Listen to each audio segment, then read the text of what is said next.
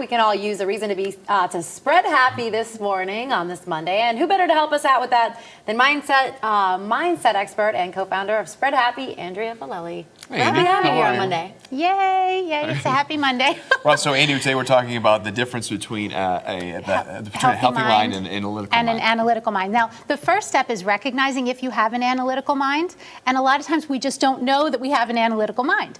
So a healthy mind is free and clear, we're focused on enjoyment, we're living moment to moment. An analytical mind is either thinking about the future or thinking about the past, in a constant state of worry and looking at what's wrong or what can be improved. So the first step, again, is recognizing, do I have an analytical mind, and is there a way that I can find more enjoyment in my life so that my mind is not so busy?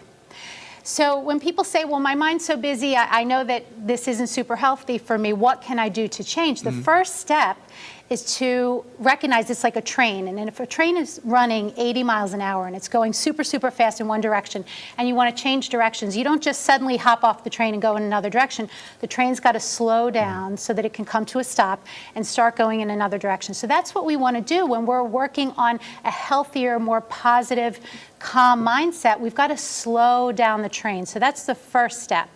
And people say, well, how do we do that? Well, you decide, what can I do in my day? What's one thing I can do to start slowing down my mind? And you pick one thing, because to overwhelm somebody and say, well, here's 5,000 books. Suddenly, I want you to go to meditation and go to yoga and change your whole schedule. That's just sort of adding more fuel to the fire. That's adding more worry to a person's life. So the first thing that we want to do is recognize if my mind is running really quickly, how can I begin to slow that down? So the analytical mind is what's telling us we need to end the show, even though the Exactly. healthy mind says we would like to continue this conversation. Well, Andy, thank